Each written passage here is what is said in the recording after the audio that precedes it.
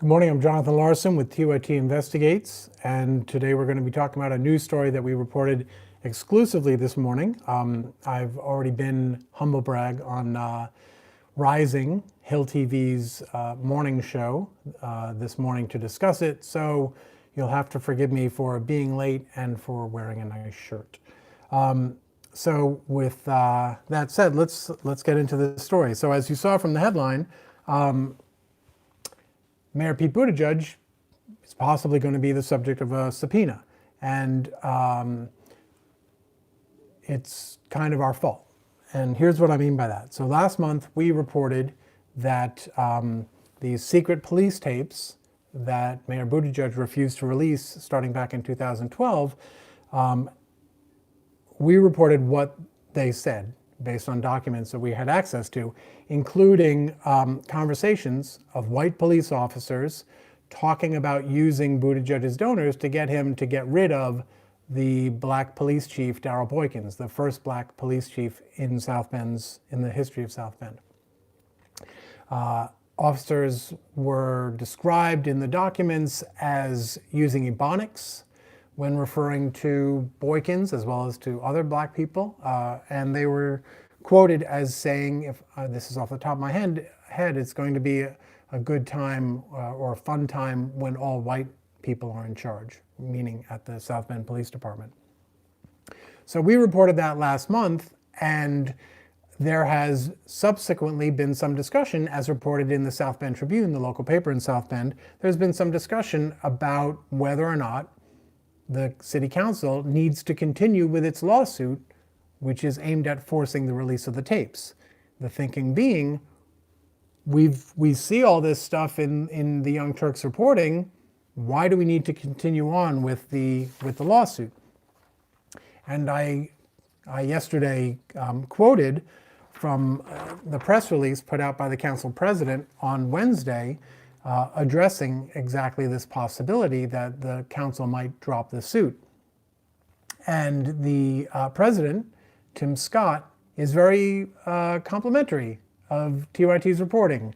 And I was unbearable about this yesterday, as I warned everyone. He said, the latest journalist investigation by the media group, the Young Turks, has delved deeper with more information and insight than any journalist or media group has done in the past 7 years. Now, you should understand that's quite gracious of Mr. Scott to say. He has at least two potential reasons for doing that, aside from whatever awesomeness may or may not attach to our reporting. One is he's taking a shot at the South Bend Tribune, which has been simultaneously telling the council to continue on with the lawsuit, but also continues to ascribe the entire $2 million plus in legal fees to the council, when in fact the lion's share of that stemmed from Buttigieg approving settlements to shut down various lawsuits that arose from this, and also Buttigieg's legal fees. He retained outside counsel, just as the city council has. And so Scott raises the question, what will the people of South Bend gain by an additional 3 years of litigation? It's not expected to even go to court until next summer, if the final result is nothing more than verification of the accuracy of the Young Turks stories. So that was the scenario, and yesterday, going into yesterday's executive session, this is a closed-door meeting where the council is allowed. It's not sneaky, it makes sense. They can discuss sensitive personnel issues. They can discuss, as in this case, sensitive legal issues. They can get candid advice and information from their legal counsel. And then they're not supposed to talk about what happens in executive session. It's supposed to stay in executive session. Prior, however, to that closed-door meeting, I spoke with the council attorney, a gentleman named Bob Palmer.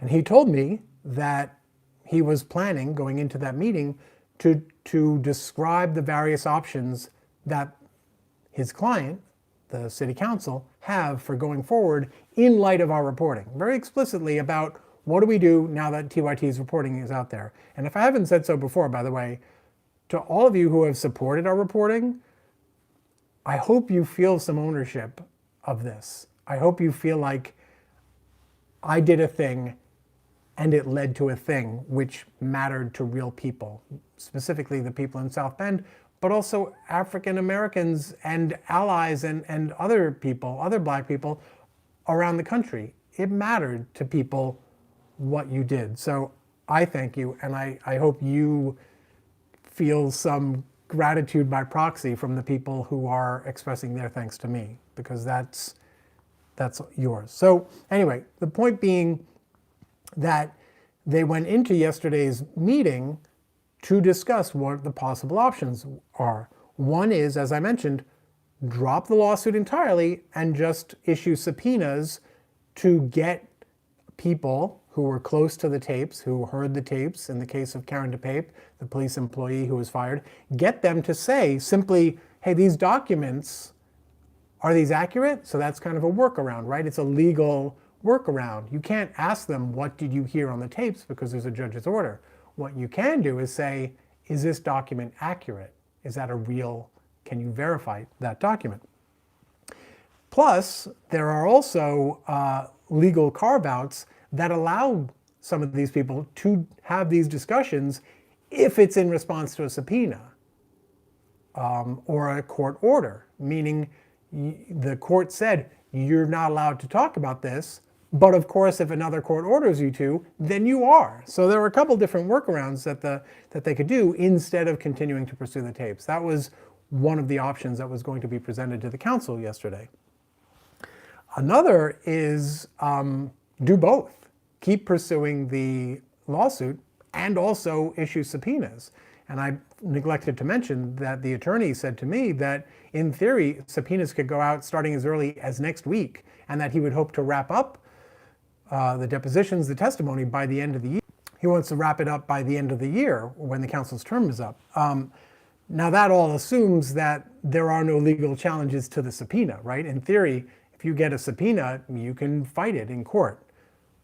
Whether that would happen at any level, from Karen DePape to Buttigieg's people to Buttigieg himself, we don't know. Another option is, right now, the scope of inquiry would be limited to our reporting as essentially a new element that they would be responding to.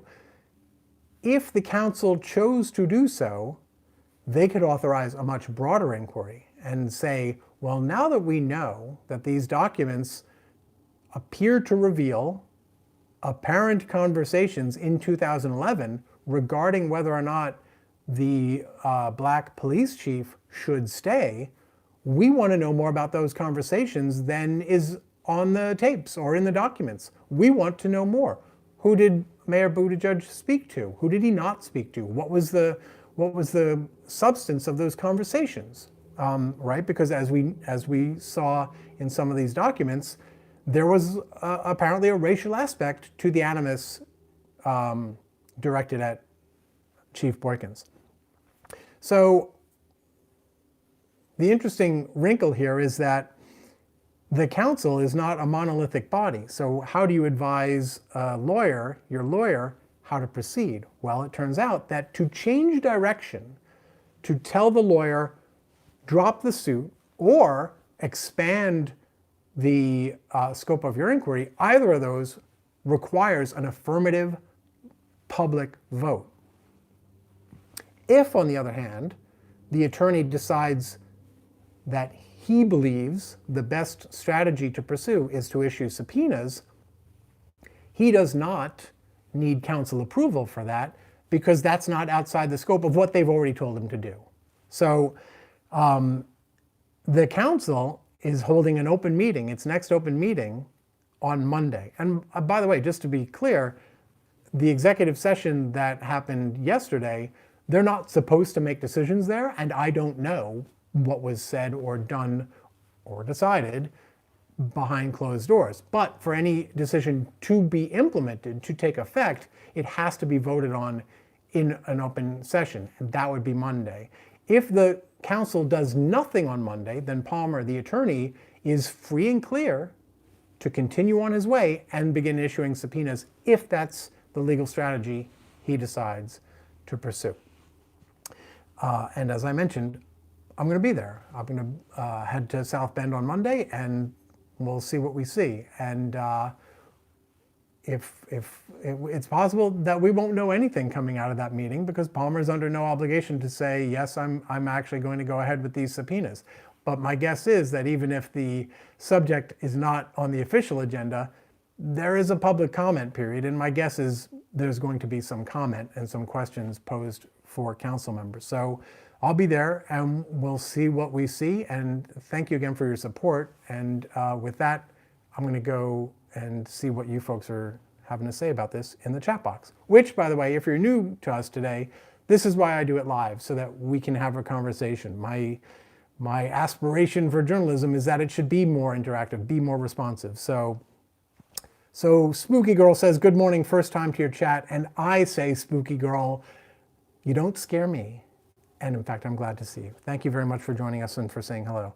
Kelowna says, good morning. Randy Davis says, hi. Major Raw Dog says, if he goes to jail, can we call him? Okay. Just to be clear, there's no indication Pete Buttigieg did anything criminal here.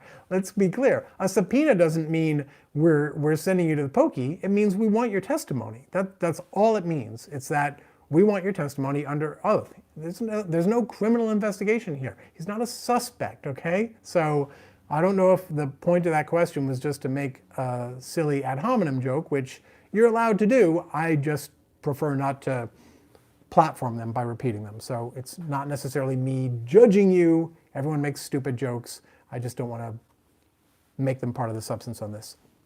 Shalako, I apologize for not knowing how to pronounce your name, says, good job on this story. Thank you very much. And again, pat yourself on the back if you're one of the folks who've, contributed to TYT Investigates and TYT as a member, all that stuff. Like, it matters, guys. It really matters.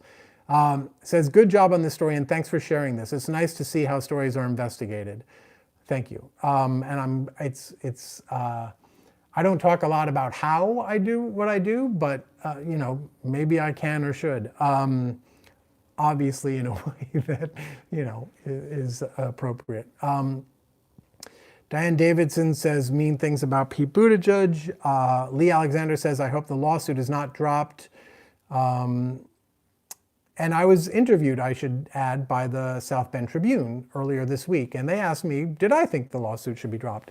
And I don't know if this is me wussing out, but here's what I said, roughly. I said, I'm a journalist, and so my default position is essentially for maximal transparency. If there are, in the absence of countervailing forces, privacy, legal concerns, then all those boxes checked, yeah, let's hear these tapes.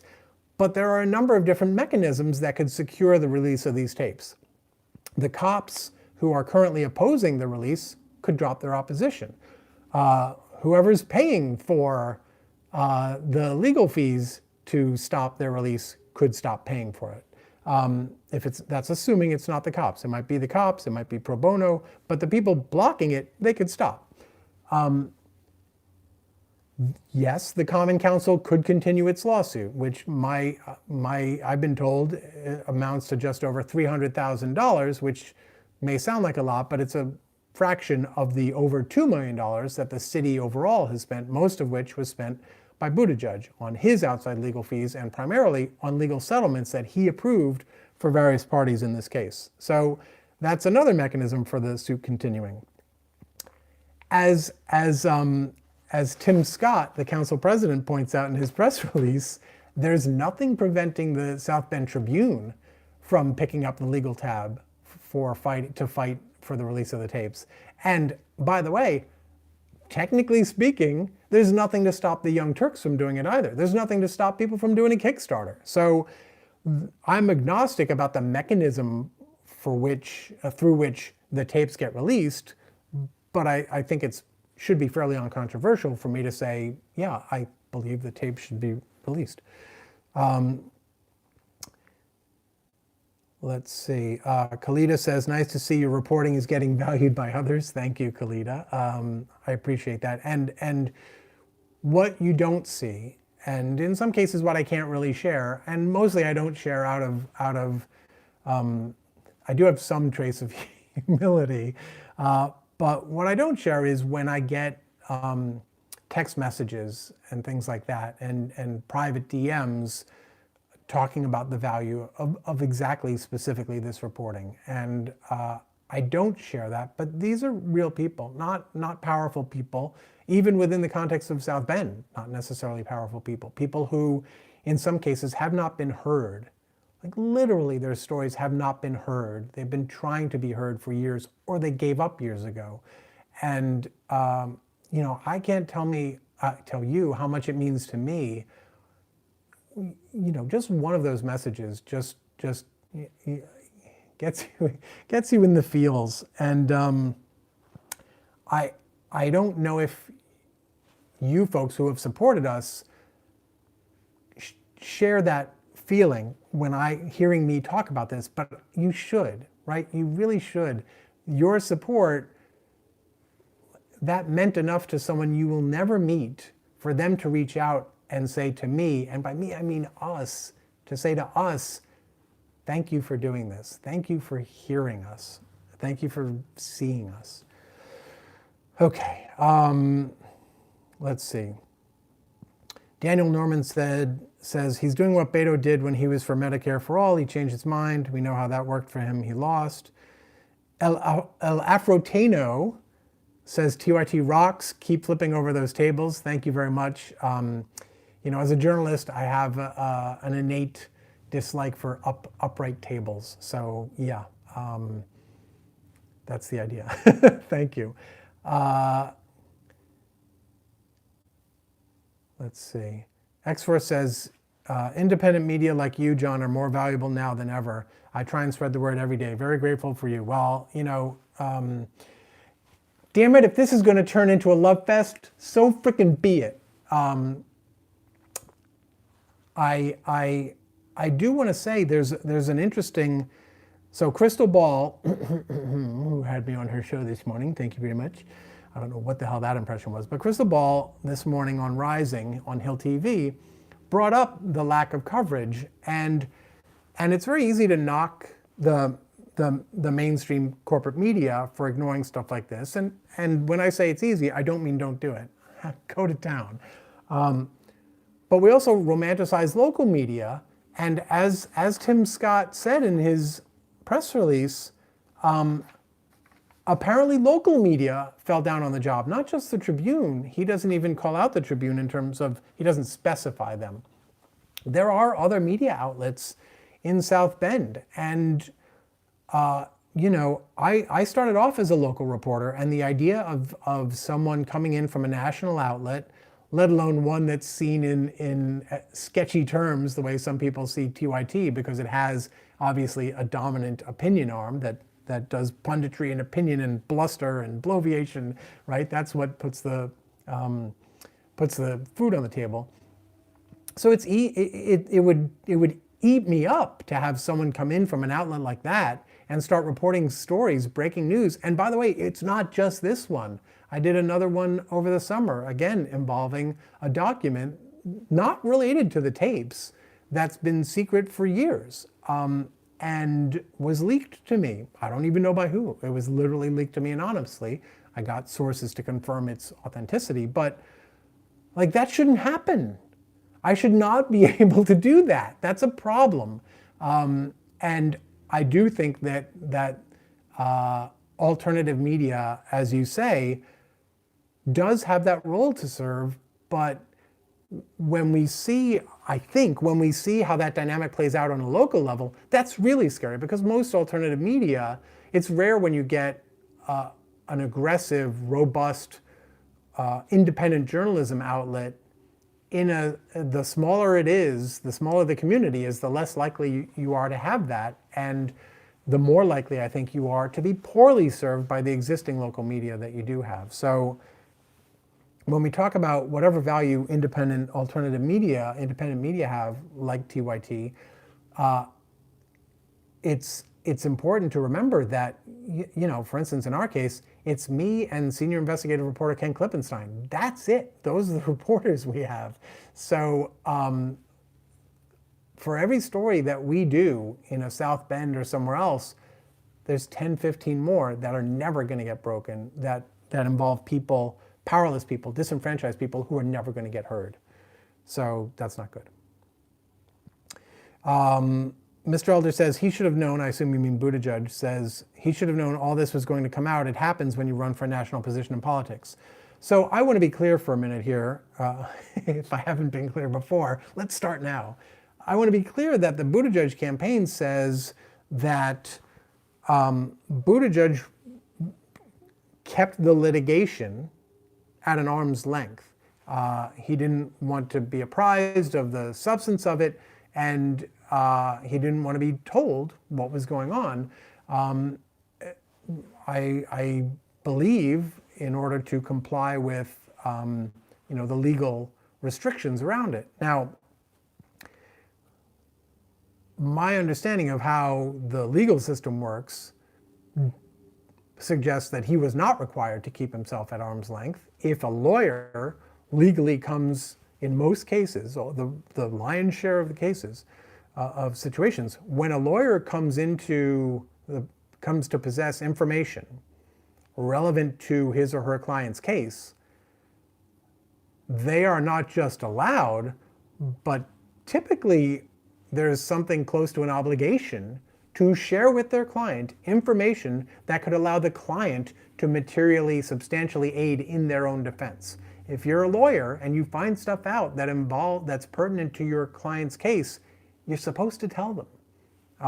And it's not clear that would have violated any of the legal orders here. In other words, it's not clear why the lawyers would be allowed to ask Karen DePape, the woman who was fired, what was on the tapes. It's not clear why DePape was allowed, which apparently she was, to submit responses in writing. It's not clear why the lawyers would then, Buttigieg's lawyers, would then be allowed to read those responses if Buttigieg himself was not allowed also to do so, right? The attorneys are his representatives. They are acting on his behalf. So the idea that his proxy eyes can see things that his real eyes can't see, I'm not sure there's a legal basis for that claim. Let's see. Sherry Addis has mean things to say about Pete Buttigieg. Come on, guys, let's focus on the substance. X-Force is schooling me again, saying I should scroll to the top and work my way down instead of being schizophrenic all over the place. So one thing I will say, I will blame my tools. A good craftsman never blames his tools, so I'm going to blame my tools and say that when I do move around, sometimes the chat moves on its own accord, so I get popped out of my narrative there. And it literally just happened now. El Afrotano says, truth to power in action. TYT are the true MAGA superheroes in a time of lawless, bought-out corporate media. Thank you, I suppose, although I would reject the MAGA label. Gary DeForve says, lock him up. So again, to be clear, no one is alleging criminal behavior here. The subpoena is not predicated on the possibility of criminal behavior here. You might not like Pete Buttigieg. You might draw conclusions about him based on our reporting. You're entitled to do so. But I want to be ultra clear here. There is no indication of criminality. There's no accusation. There's no hint. Nothing. Okay, folks? Jeff Kennedy says, how do you juggle being an investigative journalist and running Microsoft? I'm not sure if you mean running Microsoft the company or running Microsoft software.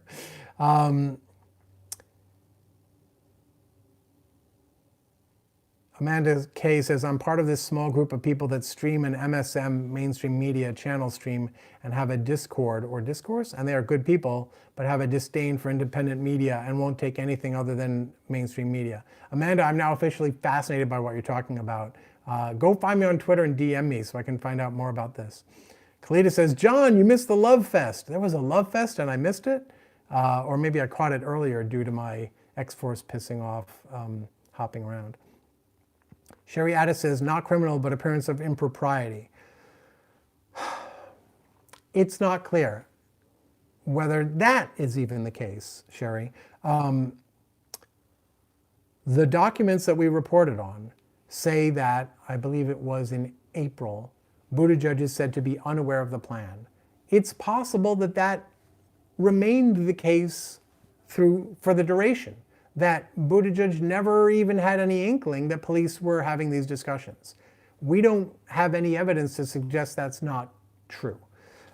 So impropriety, perhaps. Certainly some of the ways that police spoke and some of the behaviors they described indicated is reason to think there was potential impropriety on the part of police. But there's nothing in there suggesting that Buttigieg knew that he was participating in anything improper. Leonardo da Vinci says, hey bro, what's up, bro? I forgot you were live at 8:30 a.m. So are you on the West Coast, Leonardo? I sort of thought you were in Europe. Let's see. Joseph Murphy says, so you are not a good craftsman? I do not think that is true. Thank you very much, Joseph. I was more referring to my technique when it comes to managing the YouTube live chat, in-app, online software. Clouded Mind says, ironic this story comes out this morning. I was in Florida's Capitol yesterday for Wolfpack. That's the political action committee that I guess Cenk, my boss, founded, but I think is no longer, I'm not sure exactly what the situation is there, and met our state version of Mayor Pete. Sounds good at first, but the more he talks, the less I cared.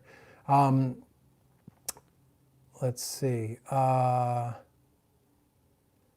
Mr. Elder loves AOC. Sam Tefler says, I caught you live. I feel like a fish. Yes, you have caught me live.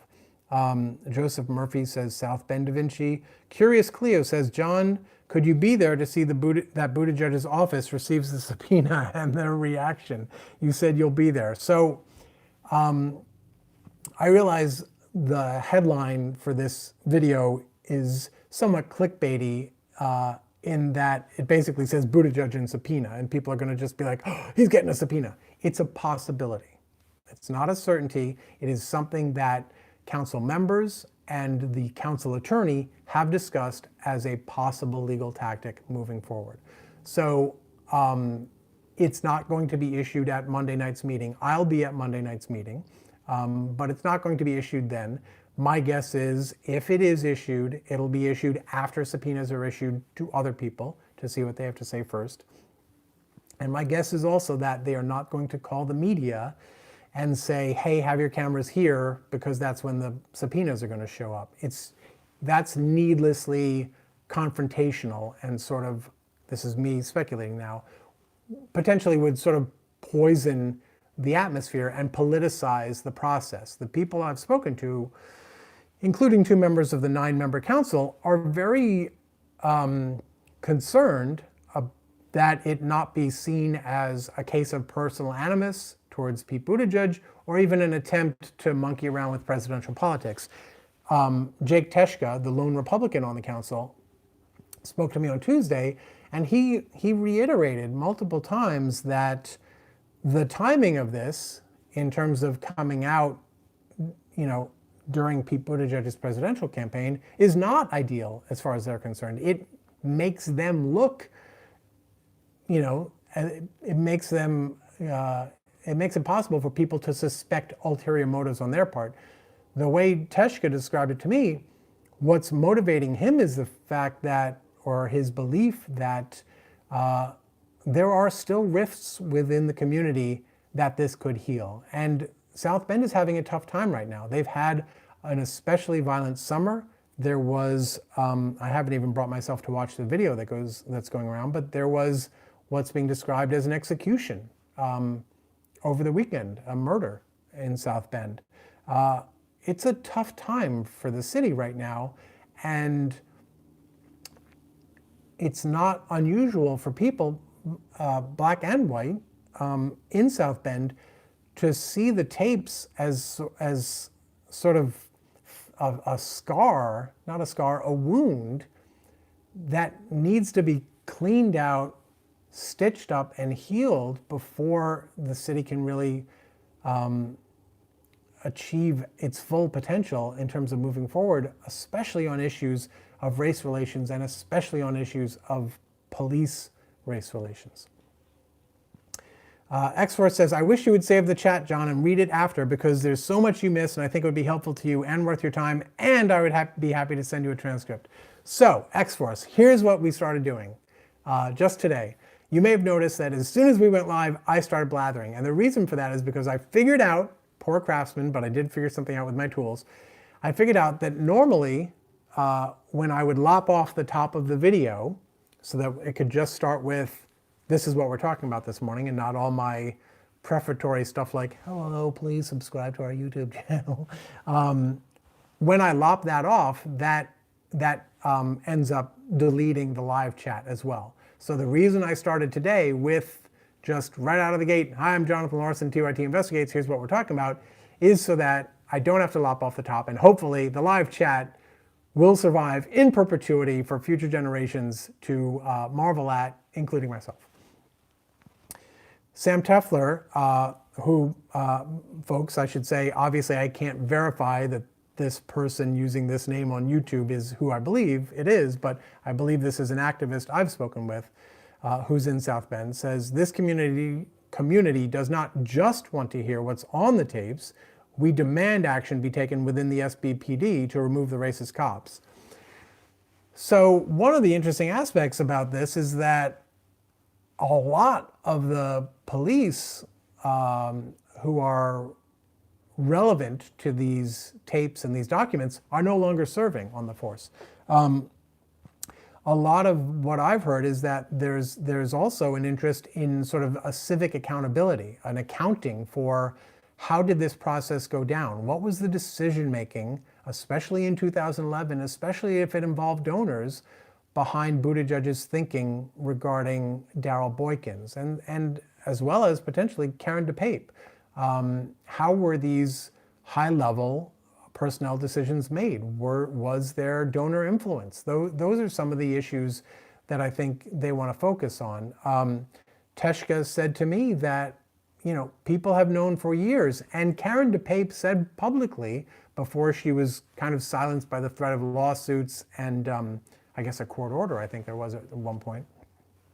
And then she went radio silent, but I've read those early reports where she told the South Bend Tribune and other media outlets there was racial rhetoric on these tapes. So that's been known. And back in April, I even reported, I said, to myself, I said, we don't need the tapes to know whether police have used racist rhetoric. We can ask people because the tapes wouldn't have been the only case where they used this racist rhetoric. So let's find out if they used it at other times. And I asked around, and yeah, they had. And I reported on that, including some sources that I named and some law enforcement sources who were willing to talk to me about fellow law enforcement and say, yeah, they did use that kind of rhetoric. So that aspect is known, and certainly there should be accountability, but there is the broader question of, let me put it this way. One thing that Teshka flagged was the question of why would Pete Buttigieg spend over $1 million on all of this to protect racist rhetoric? If it was, in other words, if it was truly illegal, I shouldn't say in other words because I'm not paraphrasing Teshke here, I'm trying to advance his line of thinking. If it was truly illegal to release the tapes, then presumably a court would step in once the suit was filed to release them. And the court would say, no, you're not allowed to do that. We reject this subpoena. But the only reason the tapes haven't come out is because someone always argued that they shouldn't. In theory, if Pete Buttigieg didn't have to mount a legal defense to releasing them, he could have just said to a court, I'm going to do this. Is that legal? And if no one tells him not, then go ahead and do it. So I'm certainly oversimplifying, and I'm sort of hypothesizing the absence of third parties, which in this case there were. Clearly, Buttigieg might be concerned that he would be sued for releasing the tapes. But you know, wouldn't that be better than being sued for not releasing the tapes? I don't know. It's complicated, and there are very few things that are crystal clear here, which again, as a journalist, I think argues for releasing the tapes. All right, you folks are taking off, or at least Kalita is. Thank you for joining us, Kalita. X4 says, John, and just so you know, I get that you guys call me John in the chat box. It's fine. In my head, I'm Jonathan. It's not a presumptuous thing or anything like that. It's just literally, I don't think of myself as a John. So X4 says, John, I want to say again, thank you for the show. Thank you. Thank you for independent media, which I think is more important and needed now more than ever, and for making your audience a part of the show. Honestly, you're welcome, but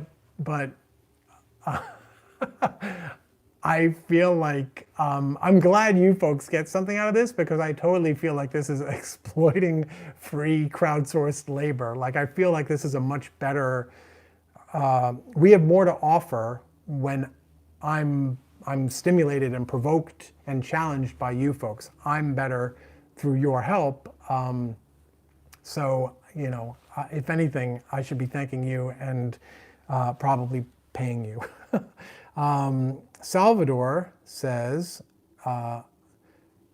didn't you break the story, take it all the way, be the journalist, didn't you break the story, take it all the way, be the journalist we need, start outing these people like Jordan outed Donna Brazile, referring to Jordan Chariton, who, if I remember correctly, found WikiLeaks dumped a bunch of emails, and Jordan found one of them, the correspondence about Donna Brazile, I'm not remembering exactly, sharing debate questions maybe with Hillary Clinton.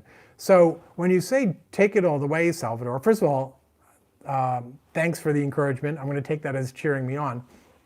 When you say take the story all the way, I sort of feel like I thought I had. Meaning the big mystery has been what's on the tapes, and we've reported essentially the essence, the core, including specifics, including quotes of what is on these tapes. So when you say take it all the way, I'm not sure where else it would go. Certainly not without subpoena power, which I do not have. If it helps, our reporting is what triggered all of this. This is all of the Common Council's actions, debate, deliberations right now. It's specifically, explicitly about our reporting. So I don't know what more you want me to do, Sal or Salvador. I apologize.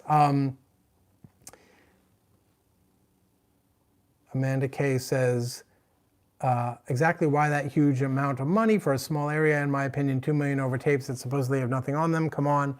So if I remember correctly, Karen DePape got almost $250,000. She filed a wrongful termination suit.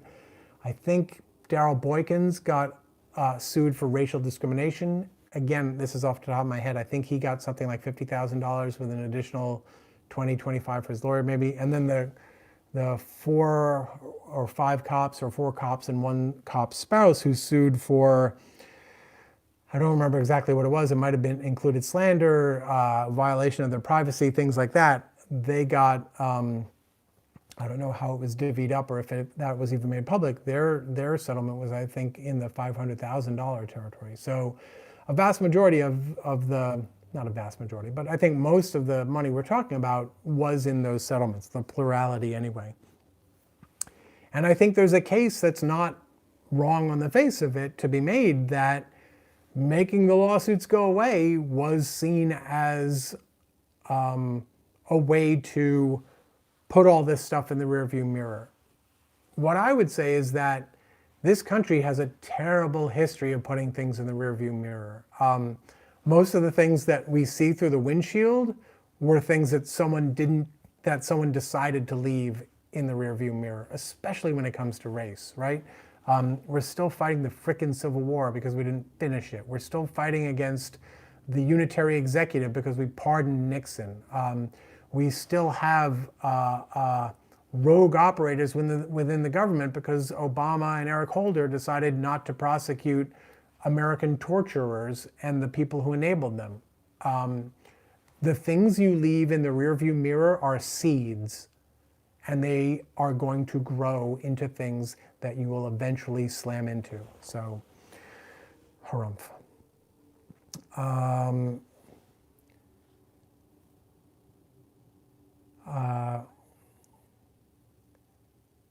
We've got some trolls here. Yeah, I see it. Thank you. I'll take care of that if I see that again.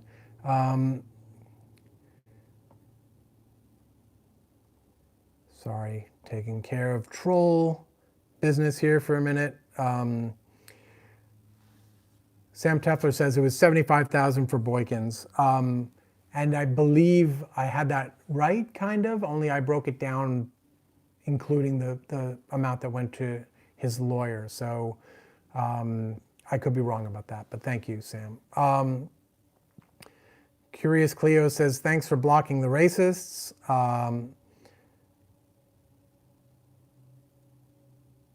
Let's see what else. Oh, here we've got another one. Okay. All right.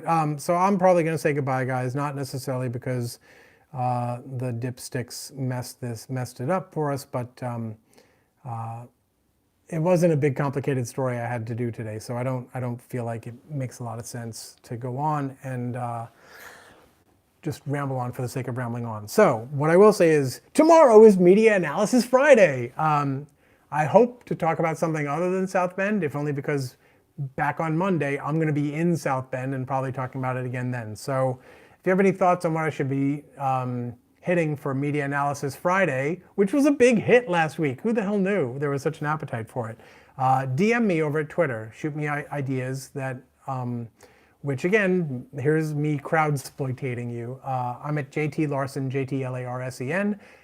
So find me there, DM me your ideas. Or requests, let's put it that way. That way I'm stealing from you less. I'm giving you something instead of taking something from you.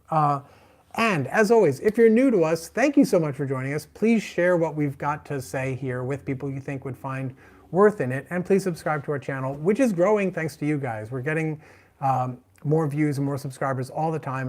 And I'm certainly not getting any better. So I'm going to attribute that to you folks sharing what we're doing. So thank you. Take care of each other. Take care of yourselves. I'll see you tomorrow. Bye.